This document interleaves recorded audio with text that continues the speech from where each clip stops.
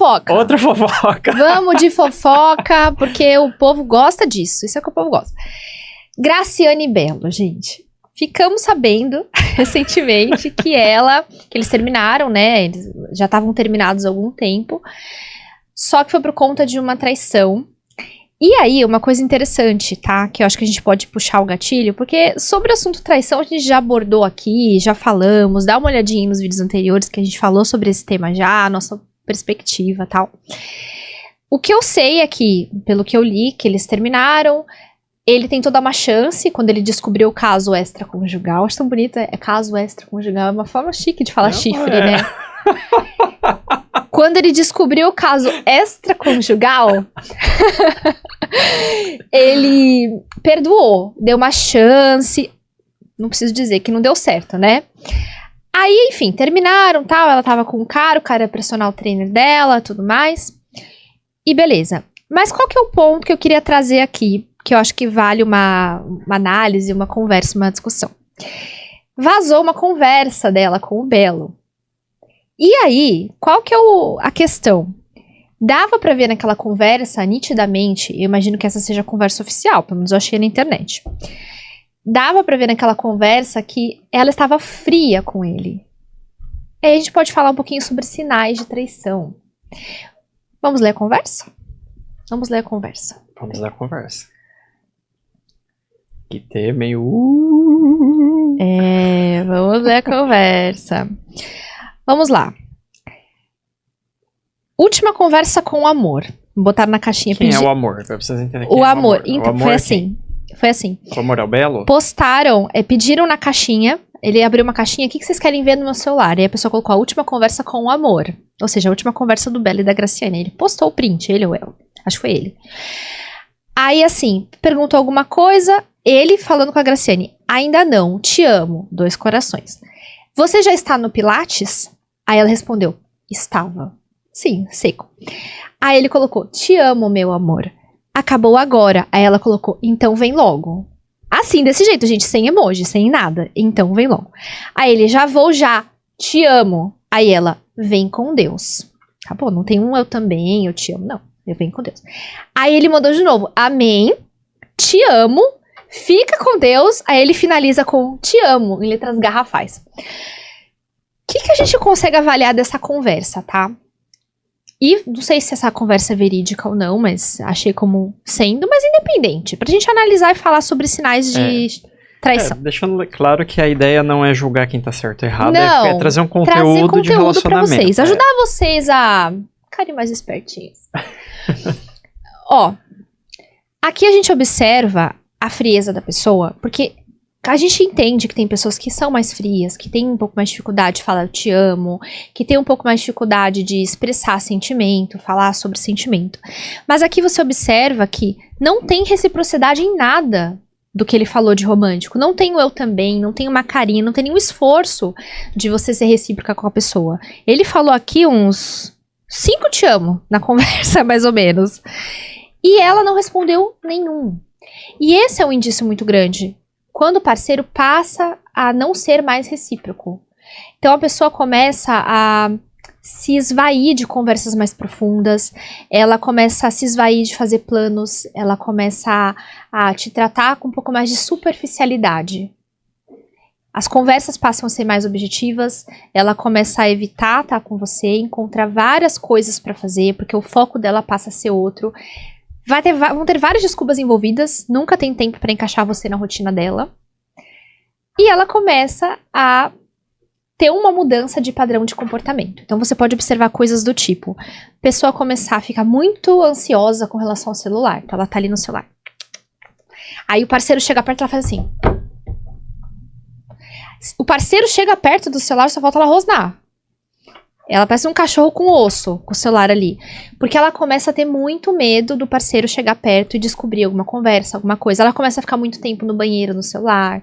Ela começa a ter comportamentos suspeitos. Então, começa a chegar tarde, começa a mudar realmente, às vezes até o estilo. A pessoa começa a se cuidar de uma forma que ela não fazia antes. E lembrando, gente, são sinais, tá? É, e Não quer dizer que, a pessoa começou a fazer uma academia, começou a se cuidar. Que bom, ela pode estar fazendo terapia também. É que a gente percebe... Mas não é... Mas são sinais pra você avaliar. O que a gente percebe nesse subponto que você tá falando, que é o seguinte, quando a pessoa começa a se cuidar demais, a gente percebe que não existe uma conexão entre o se cuidar demais com o relacionamento. Isso, perfeito. Porque assim, o se cuidar demais, ele é ótimo, ele é bom, ele deve acontecer, porque é a elevação de autoestima e tal, tentativa, pelo menos. E aí a gente percebe que existe ali uma conexão com o relacionamento, por exemplo, né? Quando a Simone vai pra academia, né? Ela pergunta da roupa, né? Você fala assim, e essa roupa, não sei o quê. E aí a gente fala do perfume que ela usa. Sim. Então existe uma conexão entre o cuidado dela, entre como ela se arruma, né? Como que ela fica afeiçoada com a relação, né? Sim. Existe uma conexão. O problema é quando inesperadamente, ou não também, começa a acontecer de forma gradual ou não, né, esse autocuidado e tal, né, e aí não tem conexão nenhuma com o relacionamento. Esse é um sinal. Esse é um ponto importante pra vocês entenderem. Perfeito, exatamente. Quando eu me arrumo, eu normalmente espero que ele fale alguma coisa, né? É, eu falo, né? Ele sempre fala. Ou quando eu passo um perfume, ele elogia. É uma coisa assim... É pra mim, obviamente, mas é por ele também. Eu gosto de me arrumar por ele. A gente vai sair, quero estar bonita, quero estar cheirosa por ele. Então perfeito o que você falou, mano. Esse negócio é perfeito. Conexão com o relacionamento. Então, não é o indício isolado, é um contexto. Você percebe que a pessoa começa a se desconectar do relacionamento. Evitar o contato físico, evitar ficar perto, focar em outras coisas. Ela começa a não ter mais interesse por você, então ela começa a não ter mais aquela vontade de saber o que se passa no seu dia. Não começa a ter... Passa a ter vontade de ficar mais tempo longe, de ficar com outras pessoas. E também tem um movimento inverso que pode acontecer, que é o movimento causado pela culpa. A gente precisa falar desse segundo cenário também. Mesmo. Que é quando a pessoa que era super fria, nunca te deu um raminho de flor, começa a aparecer com um buquê, começa a aparecer com declarações exageradas, começa a comprar coisas pra você, Você percebe que geralmente não é algo tão físico, geralmente é algo que a pessoa tenta demonstrar através de outras coisas, um mecanismo de compensação de culpa. Isso pode acontecer também. Pode, é um sinal bem interessante, né? É um sinal bem interessante. Mas não é uma culpa especificamente por você, tá? Exato, porque não é empatia. É uma culpa, mas é uma culpa pela negociação de moralidade da própria pessoa. Mas a gente Perfeito. Não vamos entrar muito dentro desse assunto, que aí vai muito pra questões técnicas, mas basicamente não é por uma empatia, tá? Não. Mas é um sinal bem importante. É bem importante. Então, esses são alguns dos sinais. E assim, gente, você pode falar, eu observei esses sinais, o que que eu faço? O que que eu faço com isso? É muito difícil que uma pessoa que ela esteja tendo a imoralidade de trair você, de esconder tantas coisas de você, vá ser sincero. É bem difícil. Então você vai conversar com a pessoa, ela vai falar o quê? Não, vai inventar mil desculpas. Que eu acho que esse padrão também é bem... É que a gente percebe porque a gente tem muita prática com isso, né, amor? Mas a gente nota quando a pessoa tá com um certo receio, como se algo fosse descoberto, aí fica aquela necessidade, enfim, mas... Sim. Eu acho que o que eu vou falar agora é pra você que pensa ou já ou está traindo, tá? É bem complicado, tá? Se você tá traindo, eu acho que você tem que fazer um movimento de justiça. Não tô falando de merecimento, né? Porque quem trai não pensa em merecimento, né? Porque se pensasse não trairia. Mas que você que trai, entenda que você tá causando, assim... Você tá criando um grande problema pra pessoa, isso é um fato. Só que você também tá causando um grande problema pra você, por mais que você tenha prazer sádico nisso, porque tem gente que tem, né? Prazer sádico nisso. É igual homens, né? Ou mulheres também, né? Mas vou falar na perspectiva masculina, né? Igual homens que falam que preferem mulheres casadas, né? Que namoram e tal, por motivos... Mulher que sente atração por aliança. Por N motivos. Você tem que entender que você não é liberto de você mesmo. Esse é um ponto. Você não é liberto. Porque você está preso na realização da sua própria vontade. E se você é refém da sua própria vontade que causam consequências perigosas, sejam elas qual nível for, né? Você é refém de você mesmo. Então, assim, sai disso. É uma besteira e você é uma pessoa que pode até se considerar forte, né? Por estar ficando com uma pessoa que se relaciona ou algo do tipo. Ou às vezes até se achando conquistador, conquistadora. Não é.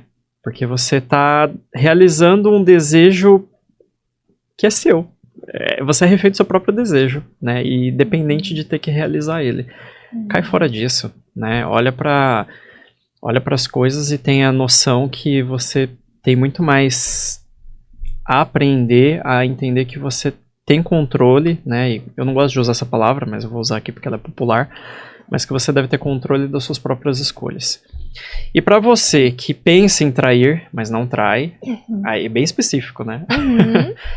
Que tá fria igual a Graciane. Eu acho que você tem o dever, sim, também, né? Principalmente, eu acho, de mandar uma mensagem ou falar pessoalmente e falar assim, olha, eu tô percebendo que você tá muito carinhoso, muito carinhosa, a gente teve um problema que a gente tá tentando superar, tá difícil, então baixa um pouquinho essa tentativa, porque a gente não tá na mesma sintonia. Porque assim, eu acho, além da traição, que eu não vou nem entrar nesse mérito mais, mas assim, essa coisa da frieza, claro, né, eu não sei quais foram, como que o Belo trata ela, lembrando, a gente não tá falando se é certo ou errado, quem tá certo ou errado nessa situação, a gente nem conhece. Só que o ponto é, numa situação como essa, eu acho muito importante as pessoas se posicionarem, inclusive a pessoa que tem desejo de trair vontade, ou que nem sabe que tem vontade, mas está numa situação fria igual essa, explicar, olha, não tô bem com você, não tô conectada, as coisas não estão rolando, então baixa um pouquinho isso porque eu tô sentindo até um pouco de ranço. É verdade, tem que falar, tô sentindo até um pouquinho de ranço. Pra pessoa baixar também um pouco, pra ver se primeiro vai engatar a primeira marcha de novo, né? Exato. Porque senão um tá lá na quinta marcha, outro não tá na ré. Exato. Vamos voltar um pouco, os dois têm que conectar na mesma marcha e ir, entendeu? Eu acho que é isso. Perfeito. Segunda fofoca, hein? Eu acho que a gente pode aproveitar, né, que a gente tá falando sobre isso, né, questão de distanciamento, a gente pode falar sobre um tema que faz um tempo, eu acho, né, que falaram isso em algum momento, falaram, né, que é como que faz num relacionamento em que o marido tá sem a libido pós o parto, né? Pós o nascimento dos filhos, né, gente? Isso. Porque pós o parto é até bom que ele seja sem libido, porque tem que respeitar a quarentena. Então é até bom. Respeitem a quarentena, tá, gente? Por favor. Mas é uma questão complexa, porque geralmente a gente escuta falar da falta de libido da mulher.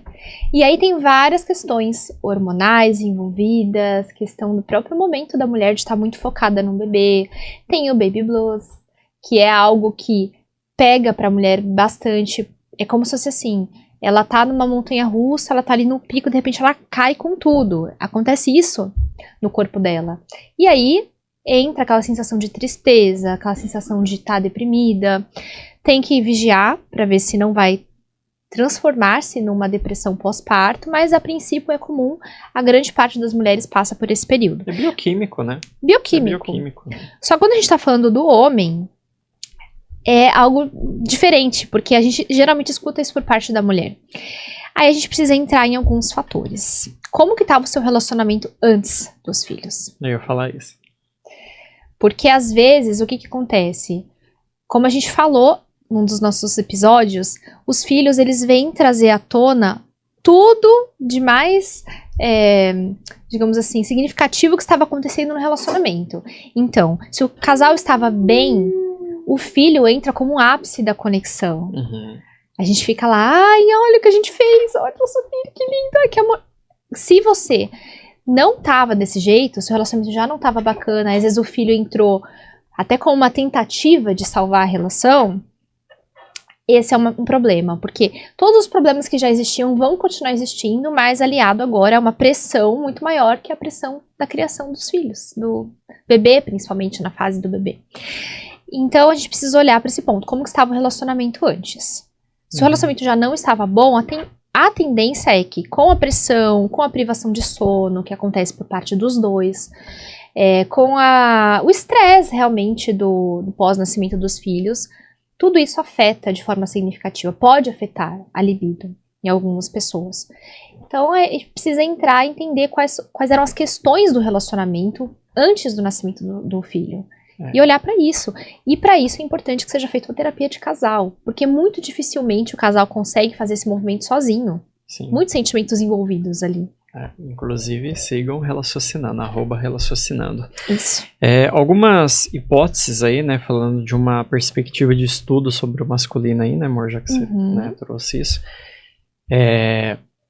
Alto nível de estresse é o mais comum, né, o estresse, né, é o mais comum, o homem fica muito estressado, claro, a gente não tá aqui fazendo comparação quem estressa mais, homem ou mulher, claramente a mulher eu acho que se estressa bem mais, Sim. Mas o homem, ele também se estressa, ele também tem privação de sono, muda a rotina de sono, tem o choro da criança, que dependendo do nível, né, do choro da criança estressa, incomoda, incomoda por ou falta de empatia, né, a gente não vai entrar nessa premissa, mas alto nível de estresse ele mexe bastante, essa é uma hipótese.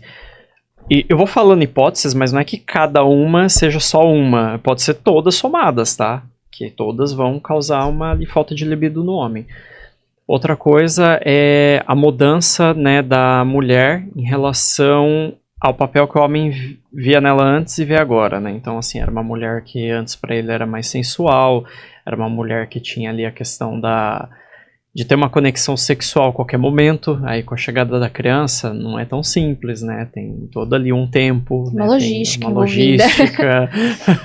Tem a questão que às vezes tem N planejamentos que vários não vão dar certo, então ali também tem essa quebra. Tem a quebra até mesmo que às vezes isso acontece ou só na cabeça do cara, ou não, às vezes é realmente uma mudança na postura da mulher, tá? E não culpabilizando a mulher, não é esse o ponto. Mas é que a mulher agora, antes ela poderia ser uma mulher mais que se sensualizava mais, e agora uma mulher que tá mais naquele papel de mãe que ela não quer se sensualizar, e tá tudo bem, tá? Não é, a gente não tá aqui ditando regras, tá? Sim. E aí o cara percebe essa mudança, mas às vezes vê a mulher sofrendo, ou não também, às vezes o cara meio que nem liga pra isso. Mas ele fica incomodado e aí a libido também some e ele não consegue identificar. E aí a gente também entra numa outra hipótese. Ele sente uma dessas coisas, uma dessas hipóteses que eu falei, ou todas, mas ele não consegue identificar. E se ele não identifica, como que ele trata? Não trata? Aí por isso que a terapia entra para ajudar nesse ponto e ajuda muito. Nossa, ajuda muito. Muito. A gente vê isso, o quanto ajuda, né? E aí assim... são só algumas das hipóteses, eu falei as mais comuns, tem muitas outras, mas eu não vou entrar nesse ponto. A questão é, como que a gente então resolve essa situação? Bom, em algum momento a criança vai dormir. Tem que dormir. Tem que dormir, né? É um ser humaninho. E aí nesse momento vocês vão ter que abdicar de uma soneca para desenvolver ali um estímulo, né, sexual, né, do casal. E eu acho importante vocês assistirem um outro episódio de podcast que a gente fala que a libido começa na rotina. Exato. Que não dá pra gente falar agora, é um tema muito extenso, mas assistam esse episódio, que ele vai encaixar certinho no que a gente tá falando agora. Sim. Então, assim, é importante vocês entenderem que talvez vocês vão ter que abrir mão de alguma sonequinha, alguma coisa do tipo, para, né, exercer esse direito, né, e essa vontade, esses desejos sexuais. Mas lembrando que tem toda uma rotina para estimular a libido, e com o homem não é diferente. Agora, eu entendo vocês mulheres, tá? Eu sei que, né, amor, assim, a mulher, ela tem aqueles questionamentos. Será que eu mudei depois que, né, tive o filho, meu corpo, né, o que mudou? Eu não sou suficiente e tal... E às vezes, né, assim, não tô tirando essa hipótese. Às vezes o homem realmente, por motivos, né, físicos, ele perde ali mesmo a libido. Pode acontecer, tá? Mas geralmente, na maioria das vezes, nem é isso, tá? Assim, não estou negando a possibilidade, mas para tirar um pouco esse peso, na maioria das vezes não é isso. Às vezes são coisas muito mais emocionais nesse sentido do que o visual, tá? Sim. Bom, basicamente é isso. E você, amor, o que você complementa? Sobre essa questão de, às vezes, acontece a perda da libido por conta da questão física, eu acho que esse é um ponto que a gente precisa entrar também. pra mulher entender que a pessoa que tá ao lado dela, se ela não sente atração física por conta de uma mudança no corpo, alteração do corpo pós-parto, alguma coisa desse jeito, é bem questionável o amor dessa pessoa. Uhum. Né? Acho que é bem questionável. Então, se é esse o ponto, acho que você precisa ter uma conversa, precisa ser analisado e tudo mais. Mas se você entender, se ele mesmo relatar, a pessoa relatar que é esse o ponto, vai ser um indício muito grande de que essa pessoa não ama você com aquela profundidade que a gente espera. Sim. Ou, assim, não tô defendendo, a Simone tá certíssima nisso que ela tá falando, tá? Eu penso igual ela, clinicamente e pessoalmente também. Ou pode ter um subponto muito específico, né, que pode ser seu caso, eu acho importante eu falar, que é, às vezes vocês têm um relacionamento em que o uso de pornografia não seja um problema para a relação. Sim. E aí o cara, né, você tinha um corpo que estava padronizado à pornografia específica, Sim. e aí você engravidou, né, não sei, teve ali as mudanças, né, bioquímicas e, né, do corpo mesmo ali, esteticamente falando, e aí aquilo ficou normal, como é um corpo normal, né, de Sim. ser humano normal, não igual da pornografia. E aí, pelo cara ter ali um vício, né, na pornografia, ele, depois que você teve ali o bebê e tal, e às vezes não é nem relacionado ao corpo, às vezes é a criança, né, porque a criança não combina, né, com pornografia em si. E aí o cara tem que trabalhar, pornografia não faz bem. Pornografia é um problema enorme pro cérebro. Um veneno pro cérebro. Enorme, se vocês soubessem quanto é ruim. A gente pode depois em algum outro episódio falar um pouco mais sobre os malefícios da episódio pornografia. Inteiro, e não vai dar tempo de falar tudo, é muita coisa, pro homem principalmente. Exato. E aí às vezes pode ser o seu caso, às vezes o cara ali consome pornografia abertamente ou escondido, mas ainda assim não muda os fatos bioquímicos ali, tá? Apesar da gente saber que existem algumas pessoas ali que têm, enfim, uma relação que elas consideram que é uma relação saudável com a pornografia e tal, que na cabeça delas é saudável, a gente não tem como mensurar o impacto que isso tem no cérebro. Porque existe ali, de uma forma muitas vezes inconsciente, a busca pelo padrão. Então, a imagem da mãe, que não vai muitas vezes estar produzida como estava antes, ou como ter aquele cuidado que ela conseguia ter antes, por conta do momento de vida mesmo, ou porque vão ter aquelas mudanças muitas vezes do corpo, do pós-parto, a princípio, né, pelo menos no primeiro momento, ou permanentes, enfim, mas o cara inconscientemente fica buscando aquilo, porque muitas vezes também a conexão sexual, ela se consolidou no físico, e a conexão sexual, ela tem que ter uma raiz mais profunda no relacionamento, principalmente no casamento. A conexão sexual, ela tem que vir de um lugar de profundidade ali, emocional, de conexão emocional, porque quando essa conexão, ela tá bem estabelecida, com uma boa comunicação, com uma boa conversa, um casal que se respeita, um casal que tem uma rotina respeitosa e carinhosa, a parte física, ela não é a mais importante. Sim. Ela vai para segundo plano. Porque, na verdade, só pontuando uma coisa importante, a neurociência, ela prova e mostra, assim, que causa um malefício grande na massa cinzenta e tal. Sim. Só que a questão é que pornografia, ela cria ali uma desconexão tão grande com a realidade que muitos homens, eu vou falar na perspectiva masculina, tá?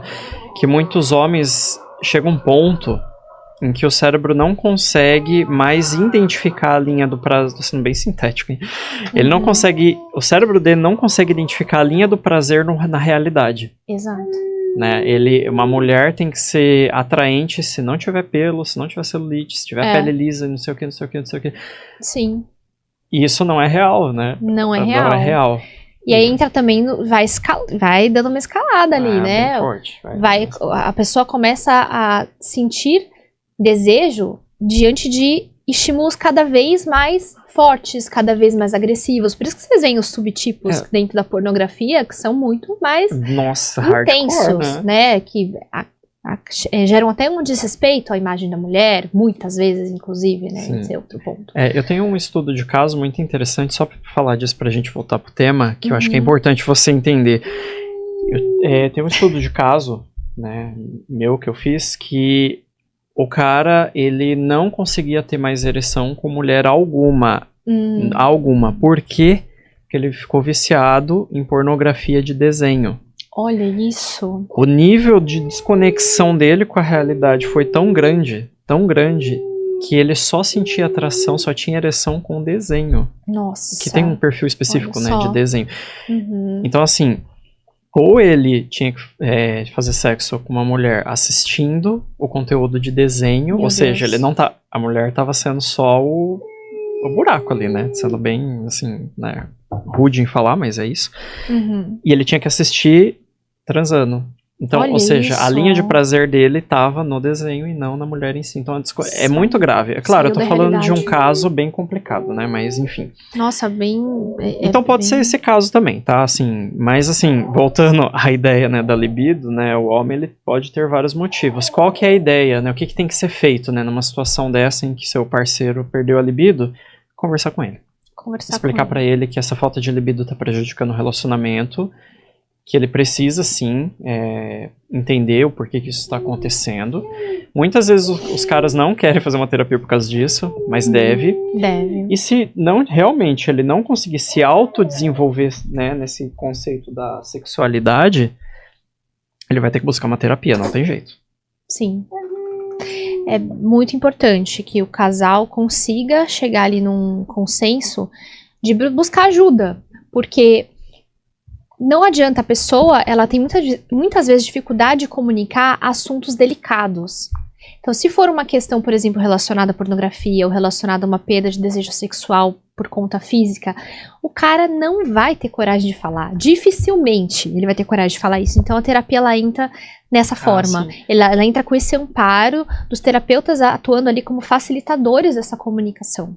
Sim, até porque pra gente nem importa qual é o motivo, a gente vai ajudar aquele ser humano. Aliás, importa em uma situação só, quando é algo criminal. Aí é bem complicado, é um tema para outro dia.